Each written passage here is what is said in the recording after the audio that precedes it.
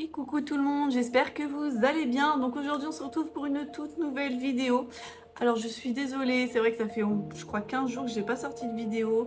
J'étais un petit peu fatiguée, j'avais plus trop forcément d'inspi. Je me suis dit bon, je vais pas me forcer, je vais reprendre tranquillement mes vidéos. On n'est pas là pour se forcer, ici on se fait plaisir comme on dit. Donc le sujet du jour, je voulais vous parler des coloriages mystères arrangés que je fais, car j'ai souvent eu dans mes commentaires des personnes qui me demandaient mais comment tu fais tes arrangés, on aimerait savoir, avoir une petite vidéo tuto, voilà, pour vous montrer comment moi je réalise mes arrangés. Donc faut savoir, j'ai pris par exemple des coloriages par exemple du tome Princesse 2 pour vous illustrer un petit peu tout ça, et j'ai pris aussi quelques colos dans le spécial portrait pour vous montrer la technique avant, quand je faisais pas du tout de dégradé, juste les aplats de couleurs et après les dégradés. Faut savoir, hop, par exemple, je vais prendre ce coloriage là de Ariel du tome Princesse 2. Donc faut savoir, vous avez donc, pour ceux qui connaissent pas, vous avez toujours un code couleur, hop, en bas de page. Et généralement maintenant, c'est vrai que dans les anciens on n'avait pas trop, mais dans les nouveaux, sur certaines zones, comme par exemple là sur Ariel, vous avez toujours une partie foncée, qui représente un petit peu la partie ombre, et une partie plus claire, par exemple là sur sa jupe, qui va représenter la partie un petit peu lumineuse qui est exposée à la lumière. Et vous avez toujours voilà, deux zones comme ça, une partie foncée, une partie claire. Donc là vous avez, comme vous pouvez le voir sur ses vêtements, hop, au niveau de ses cheveux, j'ai pris d'autres coloriages pour illustrer. Là par exemple pour Belle, bah, vous avez également sur sa tenue, sur ses cheveux, bon ça se voit un peu moins parce que c'était une zone un peu plus petite. Également en fond sur les rideaux. Là par exemple sur Muriel, j'allais l'appeler. Sur Muriel, non je rigole, sur Mulan. Pareil sur sa tenue, vous avez des zones foncées, des zones claires, sur sa peau également. Voilà. Hop, lui je l'ai fait tout récemment, j'aime trop. Et là pareil, hop, sur sa tenue, vous voyez, et même dans l'herbe, mais comme vous pouvez le voir, dans l'herbe, je suis restée en couleur classique. Donc pareil, sur sa peau, sa tenue, voilà. Vous avez toujours des zones, on va dire, d'ombre et des zones de lumière. Et c'est vrai que moi, j'aime bien venir fondre ces deux zones entre elles parce que je trouve que ça rend un effet un peu plus naturel au coloriage. Je sais pas comment expliquer. C'est moins brut, je trouve. J'ai des coloriages pour vous montrer un petit peu, pour illustrer mes propos. J'ai pris dans le tome spécial portrait un Ariel, comme ça illustre un peu par rapport au premier coloriage que je vous ai montré. Donc là clairement vous pouvez voir dans sa chevelure que j'ai fait une zone foncée, une zone claire sans venir fondre les couleurs entre elles. Alors j'aime beaucoup aussi ce rendu là, mais c'est vrai que maintenant je préfère faire des petits rendus un peu plus lisses avec des petits dégradés, je trouve ça un peu plus sympa. Hop, au niveau de sa peau aussi, alors on voit pas très bien, je vais vous montrer qu'un autre coloriage. C'est vrai qu'il y a beaucoup d'aplats de couleurs dans ce tome. Là, vous voyez clairement au niveau de sa peau, il y a une partie foncée, une partie claire. Également au niveau de sa robe. Bref. Voilà, donc en gros, moi, ce que j'aime faire, c'est venir fondre ces couleurs entre elles. Donc, il faut savoir que, effectivement, il y a plein de personnes qui font du coloriage mystère arrangé et qui aiment bien, du coup, faire des dégradés dans leur coloriage, mais ils aiment bien rajouter plein de teintes. Par exemple, là, il y a 2 teintes, mais ils vont en rajouter 2, 3 pour venir faire vraiment des dégradés hyper lisses, sans aucune démarcation, qui est vraiment un effet ombre-lumière comment dire, hyper visible, enfin c'est super joli. Hein. Mais c'est vrai que moi, j'aime bien faire des trucs simples. J'aime ne pas rajouter de couleurs. Moi, j'aime bien être fidèle au code couleur. Juste ce que j'aime, c'est vraiment fondre les deux couleurs entre elles, tout simplement, sans me prendre la tête, sans rajouter de teinte ou quoi que ce soit. C'est vraiment ce que moi je kiffe faire, voilà.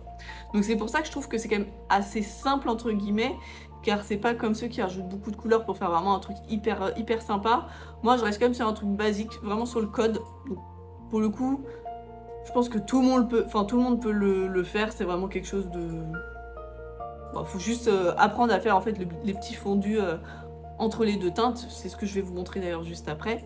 Voilà, mais c'est pas prise de tête. Vous n'avez pas toute la réflexion à vous dire, ah, attendez, là il y a 2 teintes, mais il faut que je rajoute peut-être une couleur un peu plus foncée, un peu intermédiaire, ou limite plus claire pour faire vraiment un effet waouh sur le dégradé. Non, là moi je reste vraiment sur quelque chose de simple, entre guillemets. Voilà, j'aime bien faire des trucs entre 2 teintes. Moi c'est ce qui me convient. Et vous voyez, même s'il n'y a que 2 teintes, bon effectivement on voit qu'on passe quand même du clair au foncé d'un coup, mais il y a ce petit effet, voilà, hop, légèrement dégradé qui vient en fait fondre un petit peu cette démarcation-là. C'est plus une nette, c'est un petit peu fondu. Et c'est vraiment cet effet-là, pardon, que j'aime bien, que je recherche dans mes coloriages. Donc je vais vous montrer tout ça.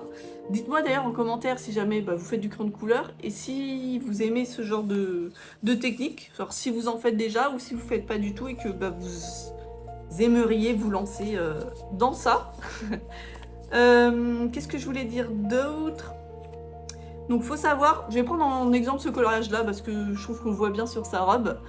Par exemple pour ce combo de bleu là, je prends tout le temps le même, c'est des polychromos. Alors faut savoir qu'effectivement, on me le dit souvent, les polychromos c'est des crayons assez difficiles à travailler car c'est des crayons plutôt secs. Et c'est vrai que venir mélanger les couleurs entre elles, c'est plus difficile que sur des crayons très gras. Donc, faut peut-être prendre un peu plus son temps que par exemple avec des Prismacolor. Mais franchement, c'est tout à fait réalisable, hein. Là, vous voyez, donc sa jupe, c'est fait avec deux polychromos. Ses cheveux, c'est également fait avec du polychromo. Donc, c'est tout à fait possible, je vous le dis. Voilà. Donc, il faut savoir, donc, pour sa jupe, le combo de bleu que je prends tout le temps, c'est le 151 polychromo pour la teinte foncée et le 143 polychromo pour la teinte un peu plus claire. Donc, ce qu'il faut savoir, j'applique tout le temps la teinte foncée en premier. Voilà. Moi, je fais tout le temps comme ça. La partie foncée en premier. Donc, je sature le papier au début et hop, je viens lever mon crayon petit à petit vers la zone claire, tranquillement. Il faut vraiment lever petit à petit, qu'il n'y ait pas une démarcation nette. Je sature d'abord le papier au maximum. Donc, 10 polychromos, 10 couche par couche. Vous connaissez à me connaître. Il faut savoir que les polychromos, c'est des crayons, donc c'est pas des crayons hyper secs, mais c'est comparé au Prisma, ça n'a rien à voir. C'est quand même beaucoup plus sec que des Prisma. Donc si jamais vous faites du monocouche, c'est-à-dire qu'une seule couche et vous saturez directement le papier en appuyant dès le premier passage, vous allez faire vraiment des traces sur votre coloriage. Donc pour limiter au maximum les traces, je dis bien limiter parce que même en couche par couche, ça peut arriver que vous ayez des traces, mais c'est quand même beaucoup moins visible que si vous faites du monocouche. Je viens en fait appliquer une première couche en appuyant pas sur le papier, une deuxième où j'appuie un petit peu plus, et une troisième où là effectivement je viens appuyer pour saturer le papier, qui est vraiment que la couleur du crayon qui couvre le papier. Donc c'est pour ça que c'est important voilà, d'y aller par étapes. Alors à contrario, les Prismacolor pour le coup c'est vraiment des crayons hyper gras. Donc forcément faire les dégradés c'est quand même beaucoup plus facile de faire avec les Prisma. Mais je vais vous montrer que c'est possible avec les polis. Et là pour le coup les Prismacolor vous y allez en monocouche et voilà, vous n'avez pas besoin de vous prendre la tête. Après par contre c'est la même technique, que ce soit polychromo ou Prismacolor. On sature donc le papier au début et on lève petit à petit le crayon vers la teinte claire. Et après on appliquera la teinte un peu plus claire. Voilà. Donc j'ai pris une petite feuille pour vous illustrer tout ça. J'ai déjà appliqué la teinte foncée pour vous montrer un petit peu l'effet visuel que vous devez avoir sur ce dégradé voilà, de foncé. Que vous devez avoir sur votre coloriage avant d'appliquer la teinte claire. Bon, je suis désolée, c'est sur un papier un peu glacé, donc le crayon c'est pas ouf dessus. Donc vous voyez, hop, attendez, je mets un peu plus près. Là, le papier est quand même bien saturé. Donc ça, c'est vraiment la teinte que vous devez avoir. Je vous montre à ce niveau-là. C'est saturé. Et petit à petit, vous voyez, je viens lever mon crayon tranquillement. Mais c'est pas d'un coup. Il n'y a pas une partie hyper saturée et une partie pas du tout saturée. Non, c'est vraiment petit à petit, on lève le crayon et on désature tranquillement. Vous voyez, hop, c'est plutôt assez homogène, il n'y a pas de grosses démarcations. Et une fois que vous avez à peu près cette zone, on peut appliquer la teinte claire. Je vais l'appliquer juste après pour que vous puissiez voir à peu près donc, ce petit dégradé. Je vais le faire, je pense, aussi avec le rouge de ses cheveux. Voilà, c'est le 225 polychromo et le 200... Non, c'est le 225 polychromo et 121 polychromo pour ses cheveux. 225 c'est le foncé et 121 c'est le clair. Juste avant que je passe à la pose de la teinte claire, j'ai également fait le combo rouge. Vous voyez, donc pareil, j'ai mis la partie foncée et j'ai dégradé petit à petit hop, mon rouge, voilà, pour venir désaturer. Je fais mes teintes claires et je vous montre du coup tout ça juste après pour que vous puissiez voir un petit peu le rendu que ça a. Voilà, du coup, j'ai fini mes petits dégradés. J'ai refait sur... Oula, je suis en train de tout arracher. J'ai fait sur un autre papier parce que sur le papier glacé, c'était vraiment compliqué. Ça rendait vraiment bizarre. Hop là. Donc, hop. Et j'ai fait du coup une zone avec mes dégradés. La zone juste à côté où quand on fait juste les aplats de couleurs sans venir fondre les couleurs entre elles. Voilà ce que ça rend. Donc là, comme vous pouvez le voir... Hop, attendez. Sur mon bleu, donc je vous avais montré quand j'avais juste appliqué le foncé de chaque côté où je venais lever le crayon pour... Voilà, pour désaturer le papier. Je ne sais pas si ça se dit. Enfin, vous avez compris le principe. Voilà, pour saturer de moins en moins le papier. Et donc après, je suis venue appliquer ma teinte claire. Il faut savoir que la teinte claire, je viens vraiment la tirer jusqu'au foncé. Hein. Je ne m'arrête pas à ce niveau-là. Je viens mettre du clair jusqu'au foncé pour vraiment lisser au maximum, qu'il n'y ait vraiment aucune, ou du moins le moins possible de démarcation.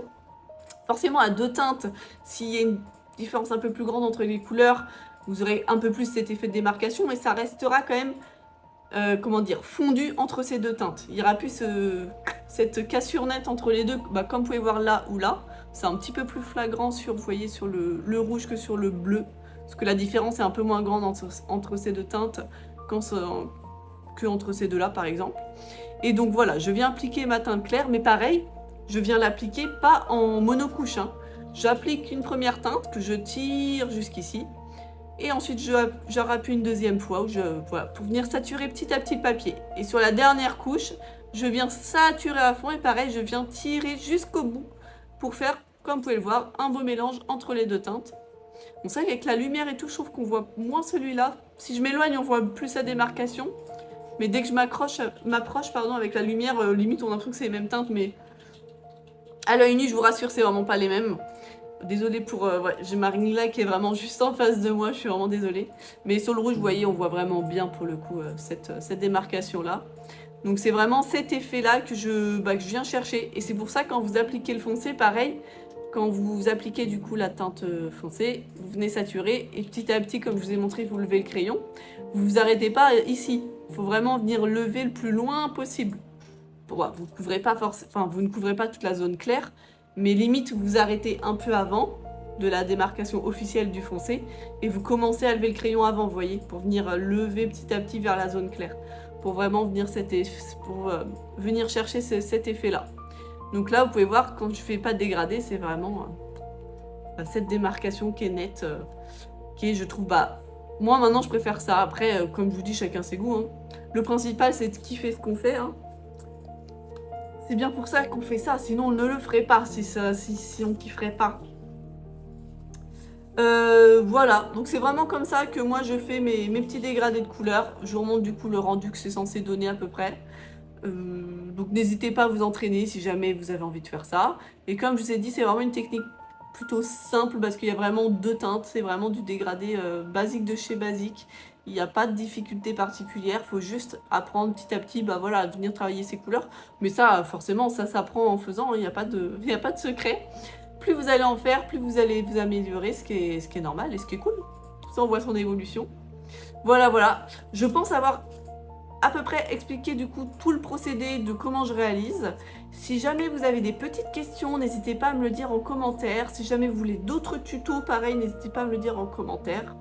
Voilà, je vais essayer d'y répondre. Si ça nécessite une vidéo, j'essaierai de faire une vidéo s'il y a besoin d'autres tutos ou quoi que ce soit. J'avais déjà fait, on risque de me demander, je pense, c'est peut-être le couche par couche. J'avais déjà fait une vidéo il y a quelques mois sur ma chaîne, donc si jamais ça vous intéresse. Quoique, non, je crois que j'ai pas fait le couche par couche. J'ai dû le faire que sur mes réseaux YouTube, TikTok et Insta. Donc à la limite, je pourrais faire une vidéo sur YouTube pour le couche par couche. Parce que la seule vidéo que j'ai fait sur YouTube niveau tuto, c'est sur les dégradés simples. Un peu comme celle-ci. Mais j'expliquais un peu différemment. Donc ouais, si jamais ça vous intéresse, je peux faire ça. Voilà, dites-le moi en commentaire. Et sur ce, je vous fais des bisous. Et on se retrouve une prochaine pour une nouvelle vidéo. Ciao! Et n'hésitez pas à liker la vidéo, à laisser un petit commentaire. Merci beaucoup. Ciao!